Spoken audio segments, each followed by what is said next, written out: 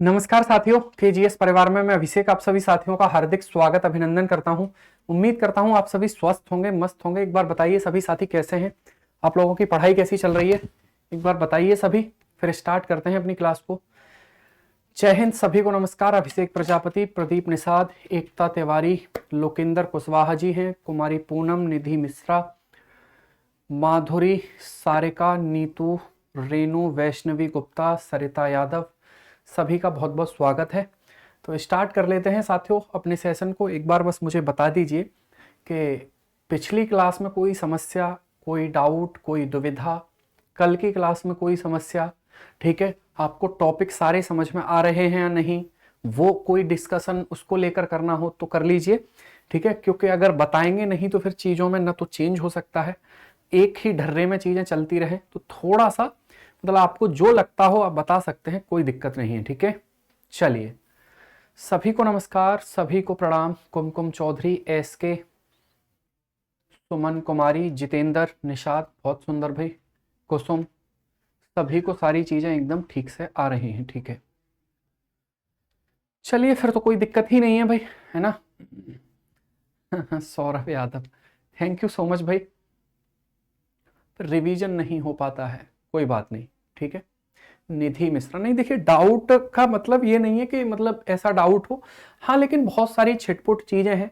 और एक तरीका ये भी हो सकता है कि अगर हम देखिए, अगर नोट्स की बात करें, जैसे मैं 2-4 मिनट आपसे बात कर लेता हूं, अगर हम नोट्स की बात करें साथियों, तो मेरा जो तरीका है, यानी कि मुझे जो अच्छा लगता है, जरूरी नहीं कि वो आपको भी ठीक लगे, यही लगता है कि किसी भी चीज को लेकर जब हम शुरू करें, जैसे मान लीजिए हमने यूपी को हम पढ़ना स्टार्ट कर रहे हैं और पॉइंट्स लिखते हैं, तो जो पेज है, जिस कॉपी पे हम लिखते हैं साथियों, उसको इस तरीके से, जैसे ये मान लीजिए पेज है, ठीक है, और इस पर जब हम लिखते हैं तो इतनी जगह हमें छोड़ देनी है, पेज, ये पूरा पेज है, इतने में हमें चीजों को लिखना है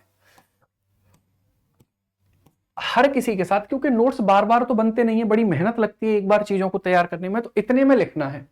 अब क्या होगा, जब हम चीजों को पढ़ेंगे, जब हम रिवाइज करेंगे साथियों, तो हमें नई नई चीजें मिलेंगी, जो हम विकिपीडिया से, इंटरनेट से, गूगल से, यूट्यूब से, किसी और किताब से, पीवाईक्यू से, एमसीक्यू से चीजों को देखेंगे, उन चीजों को उसी से रिलेटेड यहां लिखते चलिए, है ना, यहां पर लिखते रहिए, सारी चीजें यहां लिखते रहिए, ठीक है।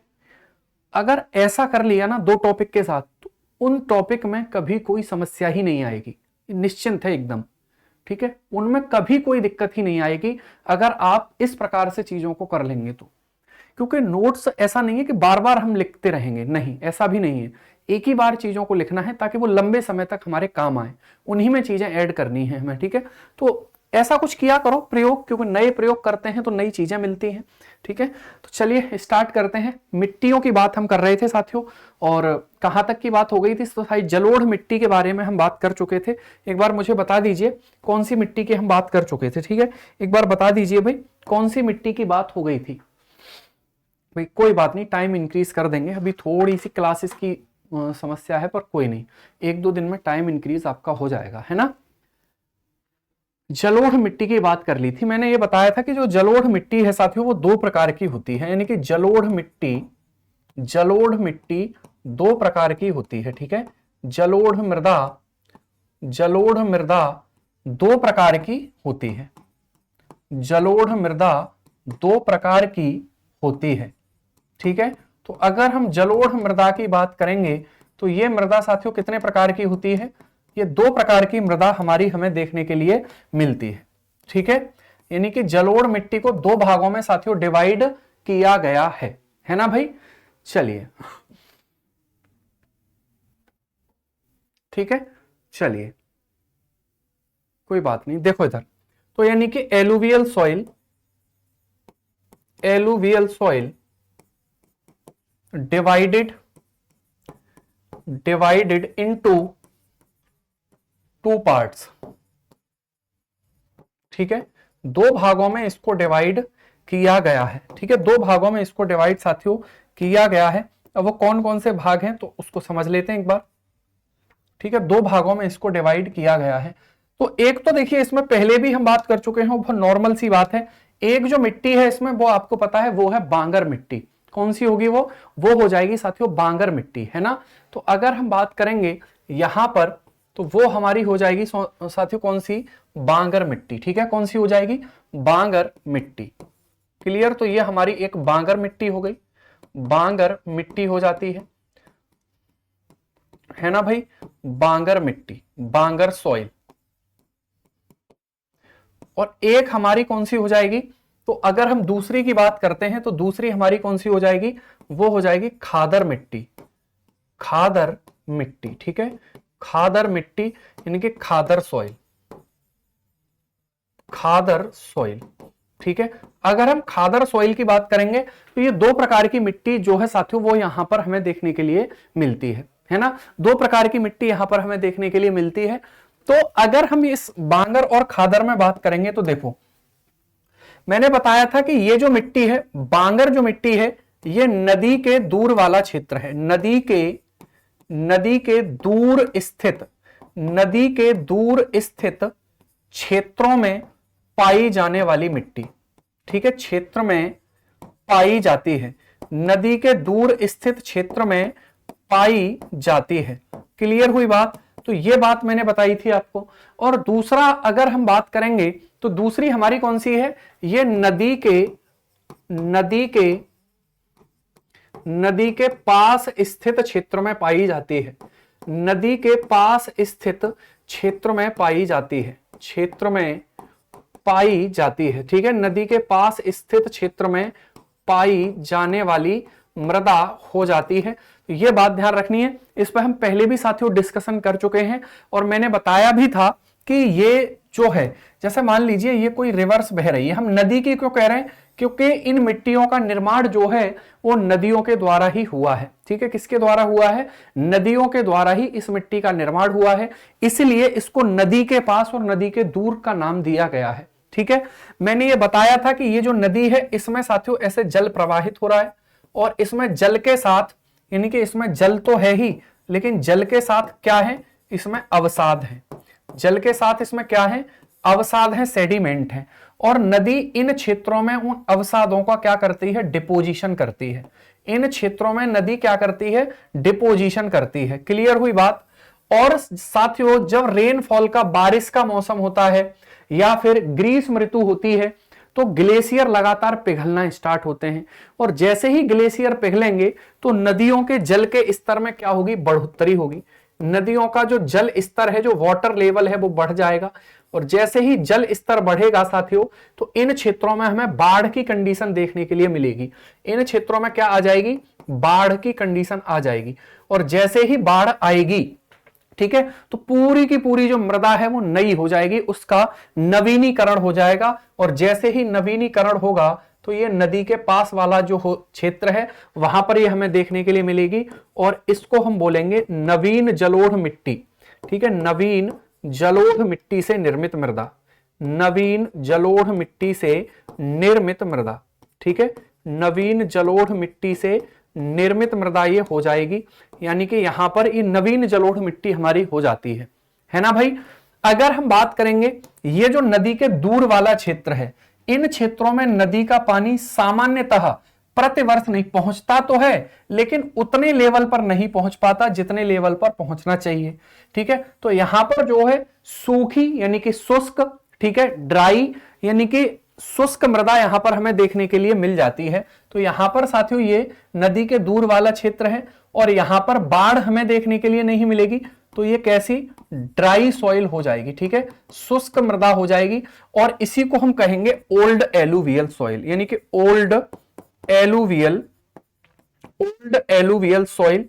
ठीक है, पुरानी जलोढ़ मिट्टी से बनी हुई मृदा, पुरानी जलोढ़ मिट्टी से बनी हुई मृदा ये हो गई, पुरानी जलोढ़ मिट्टी से बनी हुई मृदा ये हो जाती है और ये वाली हमारी कौन सी हो जाएगी, न्यू एलुवियल सॉइल हो जाएगी। ठीक है, कौन सी, न्यू एलुवियल सॉइल हो जाएगी। ठीक है, एलुवियल सॉइल हो जाती है।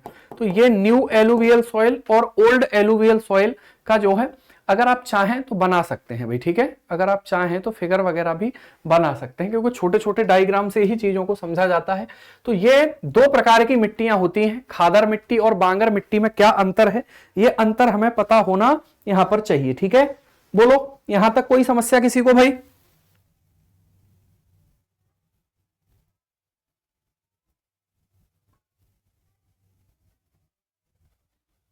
ठीक है भाई। चलिए, अगर हम बात करेंगे तो इसमें बांगर मिट्टी के बारे में बहुत बातें हमें नहीं करनी, लेकिन खादर मिट्टी के बारे में हम थोड़ी सी चीजें लिख लेते हैं। ठीक है, तो यह पॉइंट आपको ध्यान रखना है कि नदी के दूर स्थित है, ये नदी के दूर स्थित है, ओल्ड एलुवियल सॉइल है, इस मिट्टी का नवीनीकरण होने में समय लगता है, कई साल कई वर्ष लग जाते हैं, तब जाके साथियों ये हमें मिट्टी यहां पर देखने के लिए मिलती है। और लगातार यहां से पानी वगैरह, सिंचाई वगैरह के कारण जो छोटे छोटे सेडिमेंट होते हैं, छोटे छोटे कण होते हैं, उपजाऊ तो होती है साथियों, लेकिन ये कम उपजाऊ होती है। ठीक है, ऐसा नहीं है कि ये उपजाऊ नहीं होती, ये कम उपजाऊ मिट्टी होती है, कम उपजाऊ मिट्टी होती है। ठीक है, कम उपजाऊ मिट्टी हो जाती है। कंपैरिजन करेंगे अगर खादर से, तो खादर की तुलना में कम उपजाऊ मिट्टी होगी। अच्छा, मुझे एक बात बताओ, पौधों को विकसित करने के लिए, यानी कि पौधों के ठीक ठाक विकास के लिए, है ना, तो कौन सी मिट्टी सबसे उपयुक्त होती है? पौधों के ठीक ठाक विकास के लिए, यानी पौधों की विकास एवं वृद्धि के लिए सबसे उपयुक्त कौन सी मिट्टी मानी जाती है? हाँ, मतलब 4 साल 5 साल ऐसे जो है, ठीक है, उसमें ये निर्माण होता है। मैं ऑप्शन दे देता हूं, कोई बात नहीं, मैं ऑप्शन दे देता हूं भाई। ठीक है, पहला ऑप्शन होगा साथियों हमारा, पहला ऑप्शन होगा हमारा चिकनी मिट्टी, चिकनी मिट्टी। दूसरा हो जाएगा दोमट मिट्टी। तीसरा हो जाएगा हमारा बलुई मिट्टी। और चौथा हमारा हो जाएगा साथियों कौन सा? तो चौथा हमारा हो जाएगा, ठीक है, चिकनी मिट्टी हो गई, बलुई मिट्टी हो गई, और चौथा हमारा हो जाएगा काली मिट्टी, काली मिट्टी। ठीक है, बताओ, आंसर करो, आंसर करेंगे इसमें। अब देखो आंसर बदल गया तुरंत, है ना, तो बिल्कुल सही बता रहे हैं, बी जो आंसर है इसका साथियों वो ठीक होगा, है ना। बी जो आंसर है वो, ये यूपीपीएससी में ही पूछा गया सवाल है कि ठीक है, दोमट मिट्टी पौधों के वृद्धि एवं एनवायरमेंट में, इसको लेकर हम चल रहे थे कि एनवायरमेंट में ही सवाल आया हुआ था कि जो है दोमट मिट्टी पौधों के वृद्धि एवं, क्योंकि दोमट का रीजन क्या है, चिकनी मिट्टी इसमें पाई जाती है, बलुई मिट्टी इसमें पाई जाती है, और सिल्ट मिट्टी इसमें पाई जाती है। जब इतनी सारी मिट्टियों को जब निर्मित किया जाएगा, ठीक है, देखिए इंग्लिश में साथियों दोमट मिट्टी ही इसको कहते हैं, है ना, इंग्लिश में जो है इसको दोमट मिट्टी के नाम से ही जाना जाता है। क्लियर हुई बात? तो खादर के बारे में 2-3 पॉइंट हम लिख लेते हैं कि खादर के बारे में क्या क्या चीजें हैं। ठीक है, खादर मिट्टी, खादर मिट्टी, ठीक है। अगर हम खादर मिट्टी की बात करेंगे यहां पर, तो समझिए खादर सॉइल। देखिए खादर सॉइल में साथियों जो अवसाद हैं, जो सेडिमेंट हैं, वो बहुत महीन अवसाद पाए जाते हैं। कहां, कैसे अवसाद पाए जाते हैं? महीन अवसाद पाए जाते हैं। ठीक है, तो यानी कि इस मिट्टी में, इस मिट्टी में, है ना, इसका जो निर्माण है साथियों, इसका जो फॉर्मेशन है, इसका जो निर्माण है, ठीक है, अगर हम इसके फॉर्मेशन की बात करेंगे तो इस मिट्टी का जो फॉर्मेशन है वो अत्यंत महीन अवसादों से होता है, महीन अवसादों से होता है। ठीक है, महीन अवसादों से होता है, बहुत छोटे छोटे कणों से होता है। ठीक है, दोमट ना हो तब कौन सा होगा? फिर हम काली मिट्टी को बात करेंगे। काली मिट्टी भी ऑप्शन में ना हो तो फिर हम जलोढ़ मिट्टी की बात करेंगे। ठीक है, चलिए अगर हम बात करेंगे महीन अवसाद, ठीक है, महीन अवसादों से ये मिट्टी बनी है। उसके बाद अगर अगले पॉइंट पर बात करते हैं, इस मिट्टी में, यानी कि इसमें जल धारण क्षमता अधिक होती है, इस मिट्टी में जल धारण क्षमता अधिक होती है। ठीक है, इस मिट्टी में जल धारण क्षमता अधिक होती है, इस मिट्टी में जल धारण क्षमता अधिक होती है, यानी कि ये जो सॉइल है साथियों, ये वाटर एब्जॉर्बर सॉइल है। ठीक है, वाटर एब्जॉर्बर सॉइल हो जाती है। अब देखिए छोटे छोटे कण हैं, जब छोटे छोटे कण हैं साथियों, अगर हम बात करेंगे तो वो कण जो है वाटर को क्या कर लेंगे? एब्जॉर्व कर लेंगे। जब एब्जॉर्व कर लेंगे तो इसकी जल धारण क्षमता कैसी हो जाती है?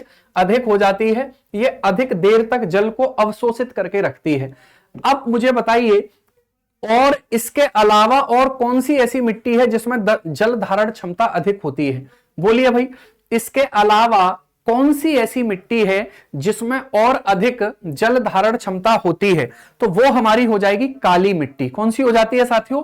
ब्लैक सॉइल हो जाती है, जो हम आगे पढ़ेंगे। बिल्कुल राहुल भाई, ब्लैक सॉइल अगर जो है साथियों, जब उसमें जल अवशोषित होता है तो बहुत चिपचिपी जैसी संरचना में आ जाती है, और जब वो सूख जाती है तो उसमें दरारें पड़ जाती हैं, इसलिए उसको दरारी मिट्टी के नाम से भी जाना जाता है। ठीक है, तो इसमें जल धारण क्षमता अधिक होती है।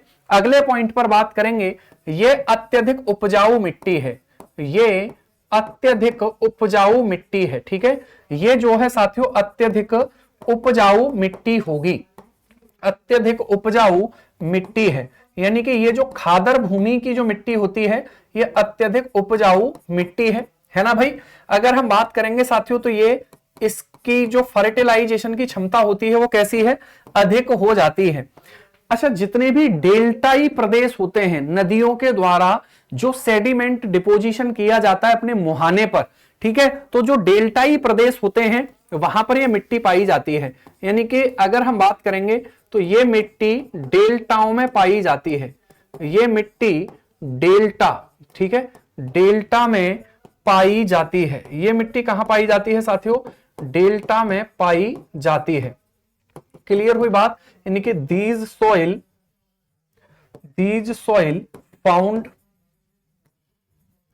Found in river delta. जो नदियों के डेल्टा होते हैं साथियों वो इसी प्रकार की मिट्टी से बने होते हैं, खादर प्रकार की मिट्टी से बने होते हैं। ठीक है भाई, क्लियर हुई बात?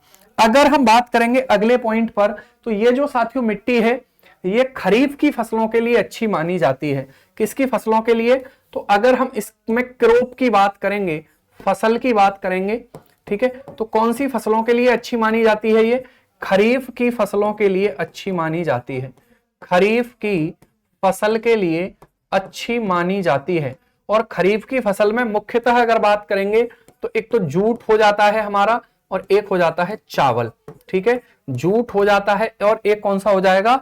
चावल हो जाएगा। यानी कि खरीफ की जो क्रॉप है साथियों उसके लिए ये मिट्टी ठीक मानी जाती है, खरीफ क्रॉप। ठीक है, क्लियर हुई बात? और ये दोनों ही जो चीजें हैं साथियों ये कहां पर होती हैं? तो ये दोनों ही चीजें आपको पता है वेस्ट बंगाल में होती हैं। कहां पर होती हैं? तो ये दोनों ही चीजें वेस्ट बंगाल में होती हैं। और आपको पता है साथियों वेस्ट बंगाल में कौन सा डेल्टा है? सुंदरवन का डेल्टा।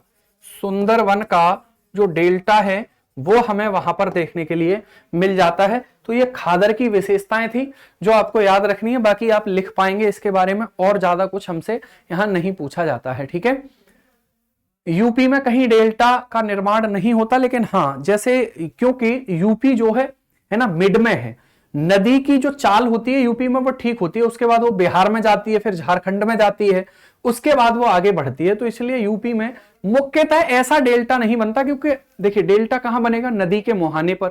नदी जब समुद्र में गिरेगी तब डेल्टा बनेगा। बाकी अगर आप देखते हैं यूपी की नदियों में जब पानी कम होता है, जैसे यमुना नदी आपने देखी होगी, जैसे ये नदी बह रही है, ठीक है, अब जब नदी में जल स्तर कम होगा तो पानी इधर से निकल गया और इधर से ऐसे निकल जाता है। ठीक है, तो यहां बीच में साथियों क्या जम जाता है? बीच में आपने देखा होगा यहां पर हमें देखने के लिए मिलता है, लेकिन वो डेल्टा उसको नहीं कहेंगे क्योंकि वो एक निश्चित पैटर्न नहीं है, एक स्टेबल स्ट्रक्चर वो नहीं होगी, है ना भाई? तो बिल्कुल भाई, उत्तर प्रदेश में डेल्टा का निर्माण सामान्यतः नहीं होता। हाँ बिल्कुल भाई, ठीक है। लेकिन साथियों मैं क्या बोल रहा हूं ये बात भी आपको समझनी है। मैंने क्या बोला है? ये मिट्टी डेल्टा में पाई जाती है, डेल्टा में भी पाई जाती है। मैं यहां ये और ऐड कर देता हूं, डेल्टा में भी पाई जाती है यूपी में नदियों के पास। और इसके अलावा अगर बात करेंगे तो वो हो जाएगा साथियों, वो क्या हो जाएगा? तो वो हमारा हो जाएगा मुहाना। नदी की चाल का मतलब क्या होता है ना? ये तो नई बात सुन रहे होंगे शायद आप, नदी की चाल जैसे नदी के बहने की, नदी की भी तो अपनी अवस्थाएं होती हैं। नदी जब साथियों पहाड़ों से गिरती है तो वहां पर हम बात करेंगे वो नदी की युवा अवस्था होती है ना भाई? लेकिन फिर नदी 3 अवस्थाएं शायद नदी की होती हैं, है ना? तो उसी से मैं उसके लिए चाल बोल देता हूं भाई, है ना? उसमें न्यूटन का कोई नियम नहीं लगेगा, आप निश्चिंत रहिए एकदम। नदी की चाल का मतलब है कि नदी के बहने का जो वेग है वो कितना है। डेल्टाई एरिया में भी पाई जाती, पूर्वी तट पर ही पाई जाएगी, क्योंकि जितनी भी नदियां बंगाल की खाड़ी में पूर्वी तट पर गिर रही हैं साथियों, तो वहां पर ये हमें देखने के लिए मिलेगी, है ना।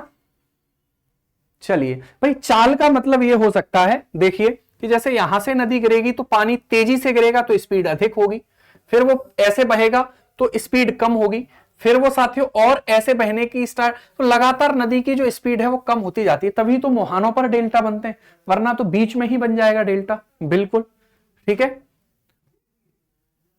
चलिए भाई, आगे बात करते हैं अगले पॉइंट पर। तो ये जलोढ़ मिट्टी वाला जो टॉपिक था वो हमने कवर किया। अब हम आते हैं अगली मिट्टी पर, और वो होगी हमारी काली मिट्टी। कौन सी होगी? काली मिट्टी हो जाएगी। ठीक है, तो यहां तक कोई डाउट तो नहीं है किसी को? कोई भी डाउट हो पूछ लीजिए भाई, कोई भी डाउट हो पूछ लीजिए। चलिए आगे बात करते हैं, फिर अगला हेडिंग डालेंगे काली मिट्टी। ठीक है, उत्तर प्रदेश में काली मिट्टी की बात होगी, उत्तर प्रदेश में काली मिट्टी। तो यहां पर हेडिंग लगाएंगे काली मिट्टी, यानी कि ब्लैक सॉइल, काली मिट्टी। ठीक है, इसको साथियों हम क्या बोलते हैं? इसको हम ब्लैक सॉइल के नाम से जानते हैं। इसको हम क्या कहते हैं? इसको हम ब्लैक सॉइल के नाम से जानते हैं। ठीक है, तो जो काली मिट्टी है उसकी क्या विशेषताएं हैं उत्तर प्रदेश में, वो कहां पाई जाती है, इसको थोड़ा सा देख लेते हैं भाई। ठीक है, चलिए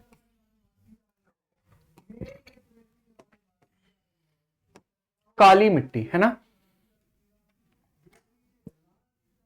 चलिए हाँ वही, ये ज्योग्राफी का जो है पोर्शन है, तो इसमें बहुत ज्यादा बांगर सॉइल के बारे में मैंने बता दिया है। बांगर के बारे में आप एक दो पॉइंट अगर चाहें तो याद रख सकते हैं, जैसे ये खादर हो गया। ठीक है, 1 मिनट का समय दे दीजिए भाई, बांगर को भी थोड़ा सा मैं डिस्कस कर देता हूं, एक दो पॉइंट। अगर बांगर की हम बात करेंगे, ठीक है, बांगर की हम बात करेंगे, तो वैसे तो मैंने ये पहले आपको बता चुका हूं मैं इसके बारे में, लेकिन कोई बात नहीं। बांगर जो है ये मैंने बताया था नदी के दूर वाला क्षेत्र है। कैसा क्षेत्र है ये?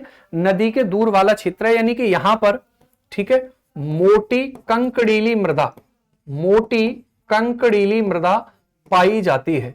कैसी मृदा पाई जाती है?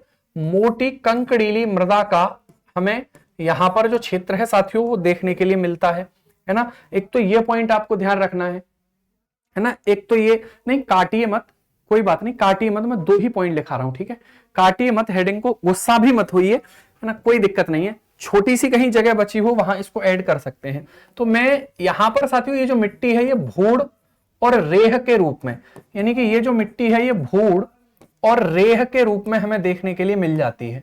भूड़ और रेह के रूप में ये हमें देखने के लिए मिल जाती है। ठीक है,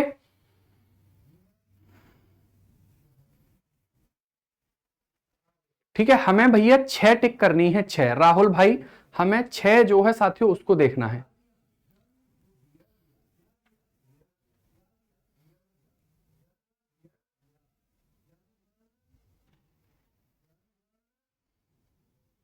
ठीक है भाई, हाँ बिल्कुल भाई, धनंजय सिंह। तो भूड़ और रेह के बारे में मैं पहले डिस्कस कर चुका था। भूड़ जो है कम सिंचाई वाला क्षेत्र, कम सिंचाई वाला क्षेत्र, तो वो हो जाएगा भूड़। आवश्यकता से अधिक सिंचाई वाला क्षेत्र वो हो जाएगा रेह। अधिक सिंचाई वाला जो क्षेत्र है साथियों, अधिक सिंचाई वाला जो क्षेत्र है वो हमारा क्या हो जाएगा? रेह हो जाएगा। इसको हम कल्लर मिट्टी के नाम से भी जानते हैं, कल्लर मिट्टी भी इसको कहा जाता है। ये बातें हम पहले कर चुके हैं, तो इसके बारे में और ज्यादा बातें हमें करने की जरूरत नहीं। ठीक है, जलोढ़ मिट्टी कहां पाई जाती है? हमने जब पहले डायग्राम बनाया था तो हमने यही समझा था कि जो हमारे उत्तर प्रदेश के बीच वाले इलाके हैं, अगर हम उत्तर प्रदेश के पूरे बीच वाले इलाकों की साथियों बात करते हैं, ठीक है, तो हमारा जो ये उत्तर प्रदेश है, अगर हम बात करेंगे इसमें, ठीक है, तो ये पूरा जो क्षेत्र हमें दिखाई दे रहा है, जिसमें बुलंदशहर हो गया, बदायूं हो गया, ठीक है, बरेली का निचला हिस्सा हो गया, ये पूरा हिस्सा जो है यहां पर हमें जलोढ़ मिट्टी देखने के लिए मिलती है। अलीगढ़ हो गया, ठीक है, इटावा, यानी कि ऐसे समझ लीजिए गंगा नदी जिन जिन जिलों से, गंगा नदी यूपी के लगभग 8 जिलों से प्रवाहित, 28 जिलों से, गंगा नदी यूपी के 28 जिलों से लगभग प्रवाहित होती है। ठीक है, कितने जिलों से प्रवाहित होती है? तो 28 डिस्ट्रिक्ट्स से गंगा नदी जो है वो प्रवाहित होती है। 28 जिलों से अगर हम बात करेंगे तो ये मिट्टी हमें देखने के लिए मिलेगी, और इसकी सहायक नदियां तो वहां पर हमें ये देखने के लिए मिल जाती है ना। ठीक है, अरे नहीं भाई चिंता मत करिए, आगे चलते हैं, अगले पॉइंट पर चलते हैं। काली मिट्टी के बारे में बात करते हैं। तो काली मिट्टी जो है साथियों, उसको एक बार देख लेते हैं कि काली मिट्टी की क्या विशेषताएं होती हैं। ठीक है, अगर हम काली मिट्टी को देखेंगे तो आपने ये पढ़ा होगा कि ये जो मिट्टी है सामान्यतः, अगर मैं पूरे भारत की बात करूं, पूरे भारत की या फिर वैश्विक स्तर पर हम बात करेंगे, तो ये जो मिट्टी है साथियों, ठीक है, ये जो मिट्टी है ज्वालामुखी, इसका जो निर्माण है, इस मिट्टी का जो निर्माण है ना, एक क्लास आपकी और लगेगी, उसके बाद ये मिट्टी खत्म हो जाएंगी। ठीक है, चिंता मत करिए। ठीक है, अगर इनके निर्माण की बात करते हैं, इनके फॉर्मेशन की बात करते हैं साथियों, इनके फॉर्मेशन की अगर हम बात करेंगे तो इनका जो फॉर्मेशन है ना, वो कैसे होगा? तो ज्वालामुखी के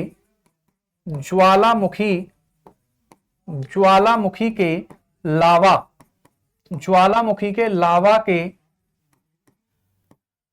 अपक्षय से, ज्वालामुखी के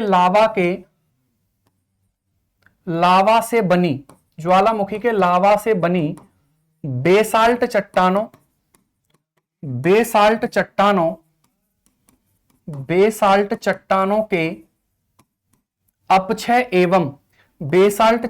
के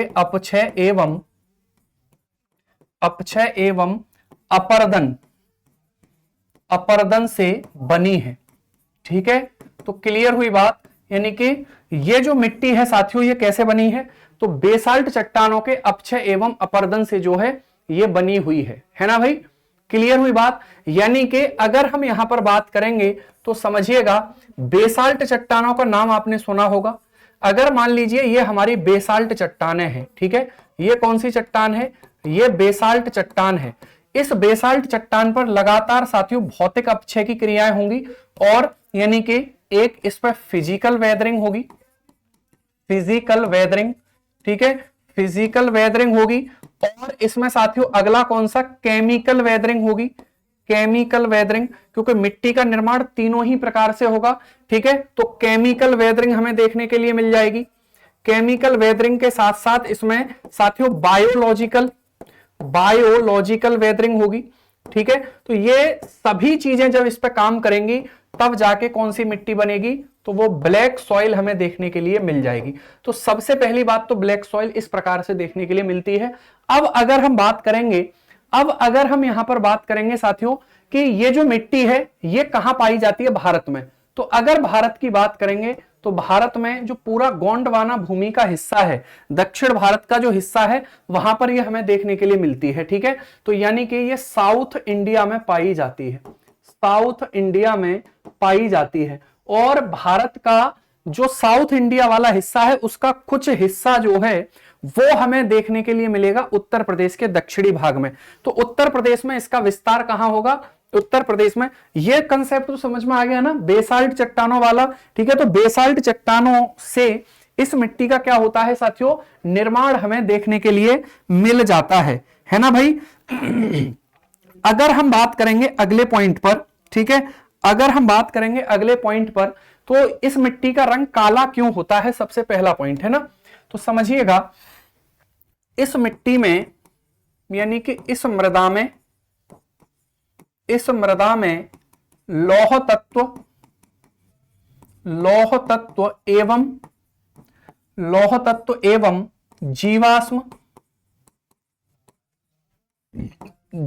अधिक पाए जाते हैं, लौह तत्व एवं जीवाश्म जो है साथियों इसमें हमें अधिक देखने के लिए मिल जाते हैं। क्लियर हुई बात, यानी कि ठीक है, इसमें अगर हम बात करेंगे साथियों तो आयरन एलिमेंट इसमें हमें देखने के लिए मिलते हैं, और इसमें हमें ह्यूमस देखने के लिए मिल जाता है। ठीक है, तो इसकी वजह से साथियों इसका रंग थोड़ा बहुत काला होता है। लेकिन इसकी जो मेन वजह है साथियों, अगर हम बात करेंगे तो इस मिट्टी का जो रंग है ना, इस मिट्टी का जो रंग है यानी कि कलर है, वो कलर जो है साथियों किसकी वजह से? तो वो टिटेनीफेरस मैग्नेटाइड है ना, टिटेनीफेरस मैग्नेटाइड के कारण कैसा होता है? काला होता है। टिटेनी फेरस मैग्नेटाइड के कारण कैसा होगा, काला होगा। ये भी एक प्रकार का आयरन एलिमेंट भी है ना, ये भी एक प्रकार का क्या है, आयरन एलिमेंट ही है, टिटेनी फेरस मैग्नेटाइड के कारण जो है साथियों, ठीक है। तो इसका जो है रंग कैसा होगा, काला होता है। जीवाश्म का मतलब ये होता है जो सड़े गले पदार्थ होते हैं, है ना, जंतुओं के अवशेष हो गए, है ना, अगर वनस्पतियों के अवशेष हो गए तो वो हमें यहां पर देखने के लिए मिलेंगे, ठीक है। मैं खनिजों की मात्रा इनमें बिल्कुल डिस्कस करूंगा, चिंता मत करिए। मैंने जलोढ़ मिट्टी में पहले ही बता दिया था कि उसमें हमें खनिज कौन कौन से पाए जाते हैं, कौन कौन से नहीं, वो हमने डिस्कस किया था। काली मिट्टी में हम डिस्कस करेंगे, अभी ये पूरी नहीं हुई है, ठीक है। अगर हम अगले पॉइंट पर बात करते हैं तो समझिए, इस मिट्टी में भी जल धारण क्षमता अधिक होती है। इस मिट्टी में जल धारण क्षमता, इस मिट्टी में जल धारण क्षमता अधिक होती है। इस मिट्टी में जल धारण क्षमता अधिक होती है, ठीक है। ये जो मिट्टी है साथियों, इस मिट्टी में जल धारण क्षमता अधिक देखने के लिए मिलेगी। कैसी मिलेगी, तो जल धारण क्षमता इसमें साथियों हमें अधिक देखने के लिए मिलेगी, यानी कि ये मिट्टी भी वाटर को एब्जॉर्ब करके रखती है ना भाई, ठीक है, क्लियर। अगर हम बात करेंगे अगले पॉइंट पर तो समझिएगा, अगले पॉइंट पर अगर बात करेंगे, ठीक है, ये मिट्टी यूपी में कहां पाई जाती है, ये मिट्टी जो है यूपी के बुंदेलखंड के पश्चिमी भाग में, ठीक है। तो यूपी में ये मृदा यूपी के बुंदेलखंड के पश्चिमी भाग में, बुंदेलखंड के पश्चिमी भाग में पाई जाती है। बुंदेलखंड के पश्चिमी भाग में पाई जाती है, ठीक है, बुंदेलखंड के पश्चिमी भाग में पाई जाती है। और जैसे जैसे हम पूर्व दिशा की ओर चलेंगे, बुंदेलखंड में जो है साथियों पूर्व दिशा की ओर जब चलेंगे हम, तो वहां पर हमें रेड सॉइल देखने के लिए मिलेगी, लाल मिट्टी देखने के लिए मिलेगी। यानी कि जो हमारे यूपी का ये वाला जो हिस्सा है, ठीक है, यूपी का साथियों ये जो हिस्सा है पूरा का पूरा, यहां पर इस मिट्टी का विस्तार देखने के लिए हमें मिल जाएगा, ठीक है। इस पूरे क्षेत्र में हमें कैसी मिट्टी देखने के लिए मिलेगी, ब्लैक सॉइल देखने के लिए मिल जाएगी, ब्लैक सॉइल यहां पर हमें देखने के लिए मिलेगी। जैसे जैसे हम पूर्व दिशा की ओर चलेंगे तो वहां पर मिट्टी कैसी होती चली जाएगी, रेड सॉइल देखने के लिए हमें मिल जाएगी। और मैंने बताया था सोनभद्र जो है उसमें साथियों इधर क्या है, बघेलखंड का पठार है ना। सोनभद्र यूपी का एकमात्र ऐसा जिला है जिसमें बघेलखंड का पठार, ठीक है। और साथियों इधर क्या है, इधर बुंदेलखंड का पठार इसमें सम्मिलित है ना भाई। चलिए, तो ये पॉइंट आपको यहां पर क्लियर हुआ होगा। अब अगर हम बात करेंगे अगले पॉइंट पर तो समझिएगा, यही पॉइंट इसमें सबसे इंपॉर्टेंट है कि ये बुंदेलखंड के पश्चिमी जिलों में देखने के लिए मिल जाती है। इस मिट्टी में कौन से ऐसे खनिज हैं जो हमें ठीक ठाक देखने के लिए मिलते हैं, तो एक तो हमने बताया, ठीक है, एक तो हमने बताया साथियों कि इसमें क्या देखने के लिए मिलेगा, इसमें, ठीक है, एक तो हमने बताया कि बुंदेलखंड के पश्चिमी भाग में ये पाई जाएगी, है ना भाई। अगर हम बात करेंगे इस मिट्टी में, इस मृदा में कैल्शियम,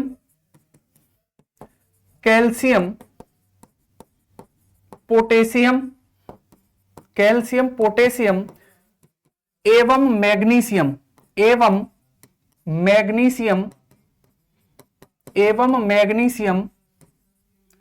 तत्व अधिक पाए जाते हैं,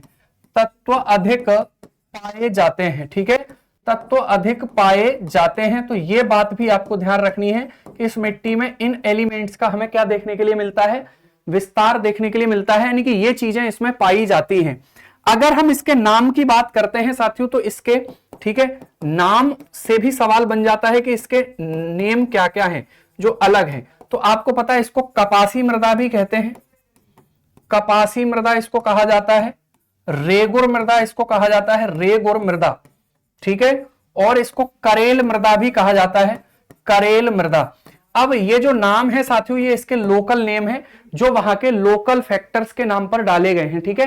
तो ये जो है स्थानीय भाषा में दिए जाने वाले नेम, लोकल नेम, ठीक है, स्थानीय भाषा में दिए जाने वाले नाम हो जाते हैं, स्थानीय भाषा में दिए जाने वाले नाम ये हो जाते हैं, ये बात आपको ध्यान रखनी है।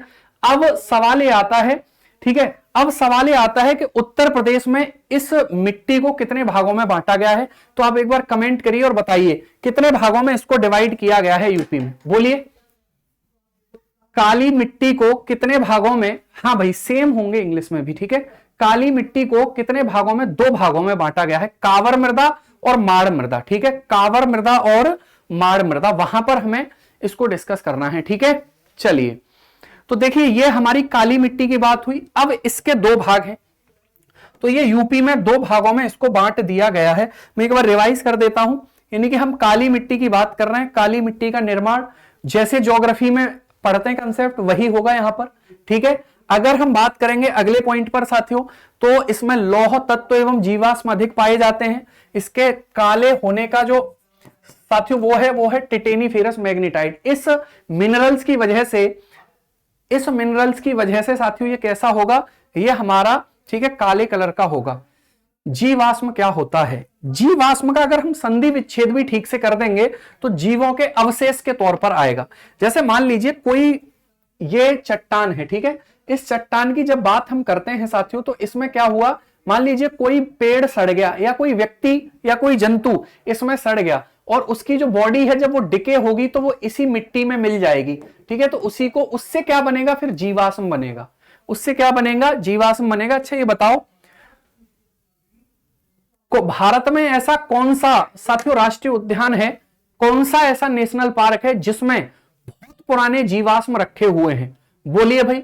कौन सा राष्ट्रीय उद्यान ऐसा है साथियों, और किस राज्य में है, जिसमें लगभग, ठीक है, लगभग कई मिलियन वर्ष पहले के जीवाश्म रखे हुए हैं, बताओ। एकलव्य, एमपी में, क्या नाम है उसका,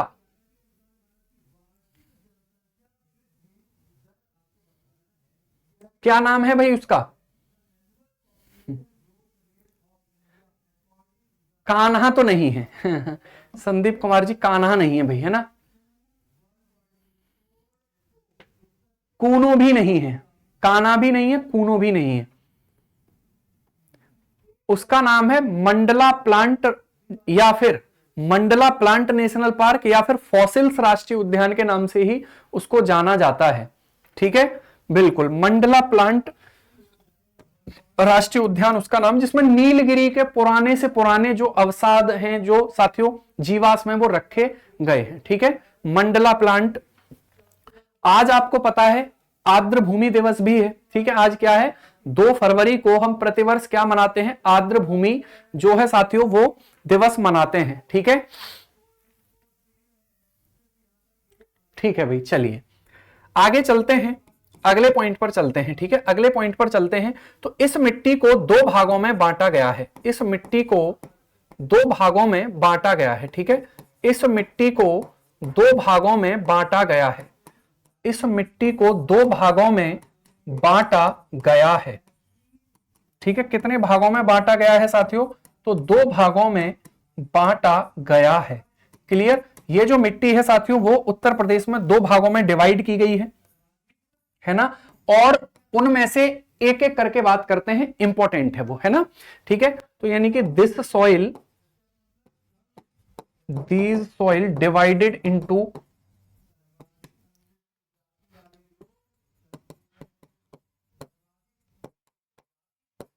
ठीक है। तो 2 भागों में इसको बांट दिया गया है। सबसे पहला जो हेडिंग है साथियों वो हमारा हम लगाएंगे माड़ मृदा, ठीक है। क्या लगाएंगे हम, तो सबसे पहला हेडिंग लगाएंगे हम माड़ मृदा, ठीक है। सबसे पहला जो हेडिंग है साथियों वो हम लगाएंगे माड़ मृदा। इसको मड़ मृदा के नाम से भी जाना जाता है, मड़ मृदा, ठीक है। इसको क्या कहा जाता है, मड़ मृदा कहा जाता है। तो ये दोनों ही नाम इसके सेम होंगे भैया, और इसको इंग्लिश में भी इन्हीं नाम से हम जानेंगे, ठीक है। इंग्लिश में भी हम इन्हीं नाम से इसको जानेंगे। अब सवाल, पहला सवाल यही आएगा, पहला सवाल यही आएगा साथियों कि ये जो मिट्टी है, माड़ जो मृदा है, वो उत्तर प्रदेश के किस रीजन में पाई जाती है, किस क्षेत्र में पाई जाती है, ठीक है। क्लियर। अरे भैया उत्तर प्रदेश में ये मिट्टी इसलिए पाई गई है ताकि उत्तर प्रदेश का जो दक्षिणी इलाका है है ना, अभी आप पठार पढ़ रहे हैं ज्योग्राफी में, इंडियन ज्योग्राफी में, जब आप उनको पढ़ेंगे तो आप पाएंगे उत्तर प्रदेश का जो दक्षिणी हिस्सा है वहां पर हमें पठारों का विस्तार वहां तक देखने के लिए मिलता है। तो लावा निकल के थोड़ी थोड़ी दूर तक तो फैलेगा ही ना, तो वहां पर इस मिट्टी का विकास हुआ है ना भाई। ठीक है, आगे चलते हैं, अगले पॉइंट पर चलते हैं। तो माड़ मृदा के बारे में बात अब हमें करनी होगी।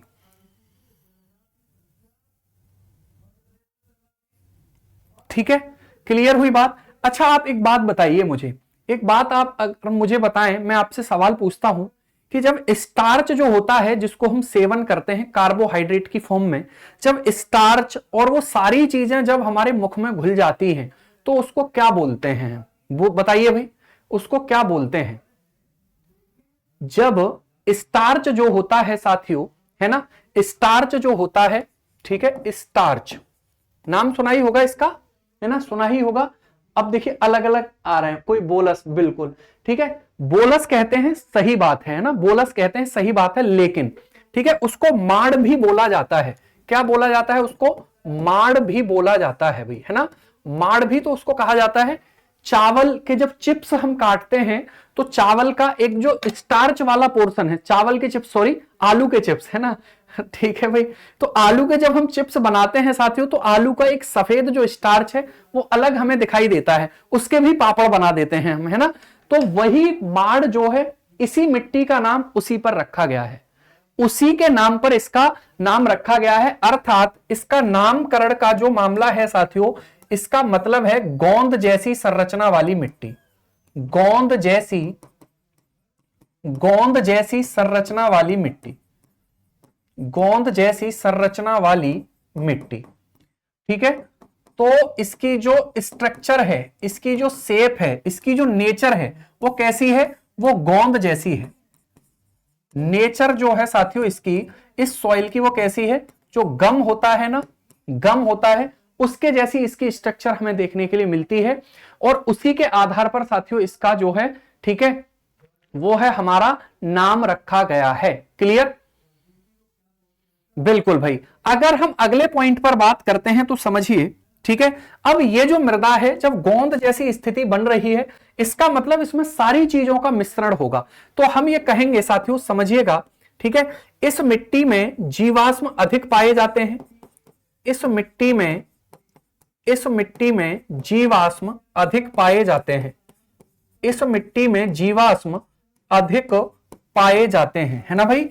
इस मिट्टी में साथियों जीवाश्म जो हैं वो अधिक पाए जाते हैं, ये बात भी हमें यहां पर ध्यान रखनी है। यानी कि इस ये जो है, ठीक है, इसमें साथियों फाउंड ह्यूमस,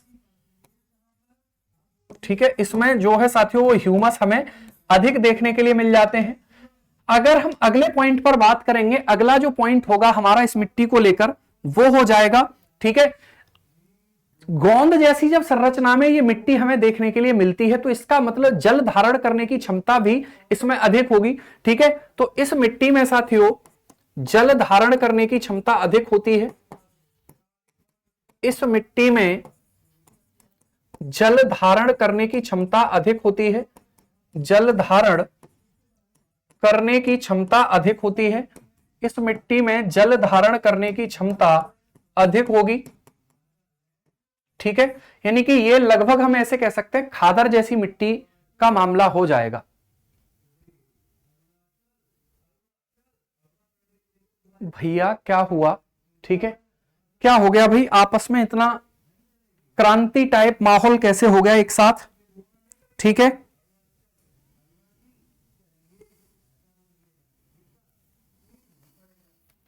अगर हम बात करेंगे साथियों इस मिट्टी का विस्तार यूपी में कहां मिलता है, ठीक है, तो इसके विस्तार की जब हम बात करते हैं, इसका जो विस्तार है, माड़ मृदा का जो विस्तार है साथियों, अगर इसके एक्सपेंशन की बात करेंगे हम, ठीक है, इसके एक्सपेंशन की बात करेंगे तो जैसे जो हमारे बुंदेलखंड के पश्चिमी जिले हैं, है ना, बुंदेलखंड के पश्चिमी जिले, बुंदेलखंड के पश्चिमी जिले जो हैं, ठीक है, उनमें इसका विस्तार हमें देखने के लिए मिल जाता है। बुंदेलखंड के पश्चिमी जिले, बुंदेलखंड के साथियों जो पश्चिमी जिले हैं, अब कौन कौन से जिले हैं एक बार बताइएगा। तो अगर हम बात करेंगे साथियों, ठीक है, तो इसमें आपको पता है एक तो जालौन हो जाएगा हमारा, जालौन, ठीक है, जालौन हो जाएगा, झांसी हो जाएगा, झांसी, झांसी, हमीरपुर, हमीरपुर, ठीक है, और हो जाएगा बांदा। कौन सा हो जाएगा? तो बांदा हो जाएगा। इन जिलों में इसका सर्वाधिक विस्तार हमें देखने के लिए मिल जाता है। औरैया इसमें नहीं होगा, क्योंकि औरैया में क्या होगा, औरैया जो है थोड़ा सा ऊपर जब जाएंगे हम तो वहां पर यमुना नदी के और इन सबके मतलब वहां चंबल नदी, ये जब नदी हमें वहां दिखाई देगी तो वहां पर ये प्रकार की मिट्टी फिर नहीं होगी, वहां पर बलुई मिट्टी टाइप हो जाती है। ठीक है, कौन सी मिट्टी हो जाती है? वो बलुई मिट्टी टाइप वहां पर देखने के लिए मिल जाती है। तो इस मिट्टी से रिलेटेड बातें ये थी जो कि आपको मैंने समझाने की कोशिश करी। तो आप मुझे बताइए यहां तक कोई भी समस्या किसी को है तो नहीं भाई? ठीक है, बोलिए एक बार जल्दी से। इसको मैं थोड़ा सा ऊपर कर देता हूं भाई।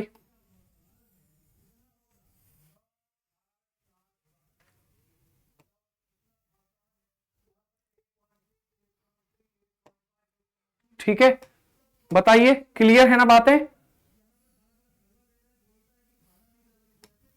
तो माड़ मृदा के बारे में अब देखिए, ये इतनी बातें मैंने लिखी हैं, आपको ये सारी बातें एक साथ लिख देंगे तो 50 वर्ड मिल गए हमें, क्योंकि हम पॉइंट टू पॉइंट जो है साथियों उसको लेकर चल रहे हैं, है ना? क्लियर? तो ये बातें हमें एक साथ जब लिख देंगे तो हमें वो चीजें देखने के लिए मिल जाती हैं। आगे चलते हैं, अगले पॉइंट पर चलते हैं। बाकी इनके बारे में और ऐसा नहीं है कि बहुत कुछ अलग बातें हैं, ऐसा बिल्कुल भी नहीं है भाई, है ना? बस ये है कि इस मिट्टी में अगर हम बात करेंगे तो एक पॉइंट ये भी समझ सकते हैं कि इसमें साथियों कौन कौन से खनिज हमें देखने के लिए मिलेंगे। तो खनिज की बात एक बार कर लेते हैं कि कौन कौन से खनिज इसमें देखने के लिए मिल जाते हैं। ठीक है, तो अगर इस मिट्टी में हम मिनरल की बात करेंगे, इस मिट्टी में हम मिनरल की बात करेंगे साथियों, खनिज की बात करेंगे, है ना? खनिज इस मिट्टी में कौन कौन से होंगे? तो खनिज की जब हम डिस्कशन करते हैं तो इसमें, ठीक है, सिलिकेट हो जाएगा, सिलिकेट, सिलिकेट, सिलिकेट हो जाएगा, एल्यूमिनियम हो जाएगा, एल्यूमिनियम, ठीक है, और लोहा हो जाएगा, यानी कि आयरन हो जाएगा। ठीक है, क्या हो जाएगा साथियों? आयरन हो जाता है। क्लियर? चलिए आगे बात करते हैं अगले पॉइंट पर, है ना भाई? अगर सिलिकेट की बात करेंगे तो ये लगभग 60% के आसपास इसमें होता है।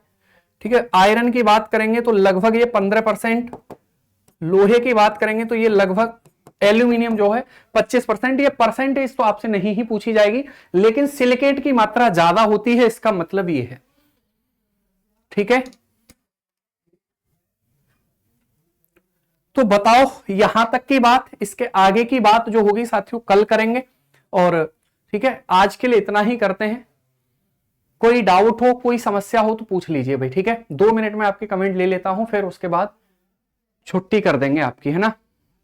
ठीक है, देखिए अभी मेरे पास भी थोड़ी सी क्लासेस हैं, इसके बाद भी क्लास है, तो इसलिए मैं थोड़ा सा कम समय दे रहा हूं, लेकिन ठीक है, धीरे धीरे धीरे धीरे आपको पूरा समय मिलेगा, और इवन संडे वगैरह में भी हम बात किया करेंगे। ठीक है, अरे भाई सर जैसी आपकी मर्जी भाई, मेरी मर्जी नहीं है। ठीक है, चलिए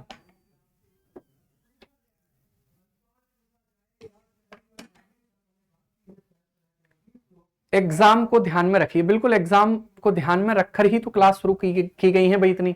अगर एग्जाम का ध्यान नहीं होता तो इतने दुखी आप क्यों होते?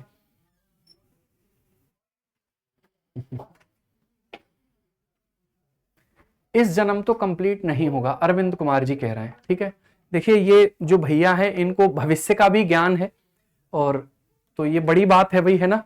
सबका भविष्य, मैं भी किसी दिन जाऊंगा इन पे अपना हाथ दिखवाऊंगा, ये बताएंगे अरविंद जी कि क्या मेरे भविष्य में लिखा हुआ है। इस जन्म में तो कंप्लीट नहीं होगा। वाह भाई वाह, बहुत सुंदर भाई। ठीक है, इतना गुस्सा, इतनी नफरत, इतनी मतलब ऐसा क्यों भाई?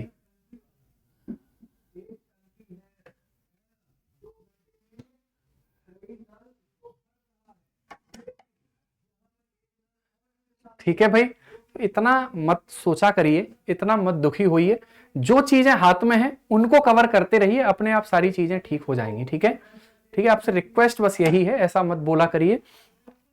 ठीक है, आपकी इमोशंस हैं और हार्मोनल जो है वो फ्लक्चुएट ज्यादा करते हैं, पर कोई दिक्कत नहीं है। चलिए, तो धन्यवाद, बाय बाय, टेक केयर।